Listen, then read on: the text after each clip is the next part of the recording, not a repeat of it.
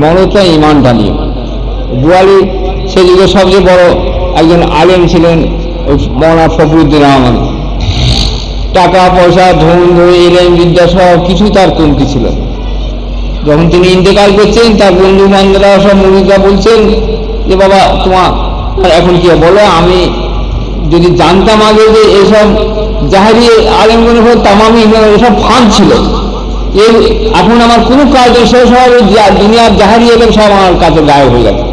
আমি দুনিয়াতে 50-60 বছর জীবনে আমি যদি কোনো কামিল উলিয়ালা তাসাউফের আলেমের কাছে কোনো কামিলের দরবারে একবার যেতাম, আজ আমি জাহেরের মতো তারা ইমান নিয়ে মরতাম। এই যে মৌলানা আজান আছে যে এইসব দিয়েছে, এটি দেখেন মানুষের চোখ খুলে যায় মমতের খবরটা। মমত তো সকলেরই হবে, নবী কোরআন উলিয়াল্লাহ, কিন্তু তামুদিনের মমত তো ইমানটা নিয়ে অত এলেম শিখে অত আমল করে সমস্ত কিছু করেছে, তিনি দোজখী হয়ে চলে যেত।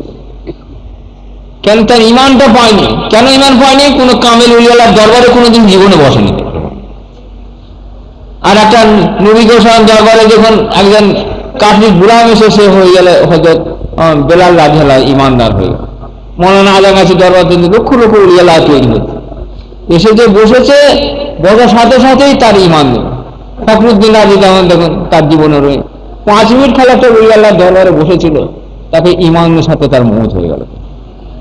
তারা জিন্দা ওলি আছে, মওতে তোমাকে সাথে দুনিয়ায় যতদিন বেঁচে থাকবে।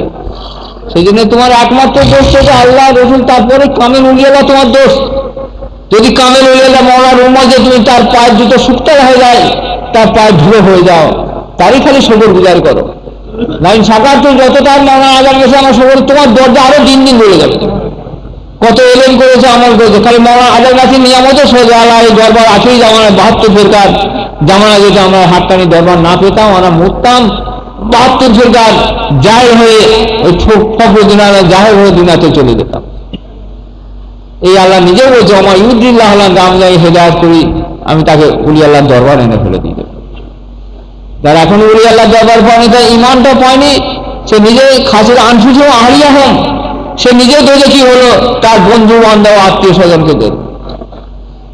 সেইরকম ওই নুয়া সালাম, সেইরকম নুয়া সালাম আল্লাহ বললো তোমাকে আমি নবী করে পারো, তোমার জাত যতটা ক্ষমতা মানুষকে আমার এই নিয়ামত হেদায়তটা পৌঁছে দাও, যে নামাজ পড়ো, আল্লাহর রাস্তায় তুমি পরে গেলে এই নামাজ পড়ো, ওজিহা পড়ো, হালাল রুজি খাও, এই একই জিনিস।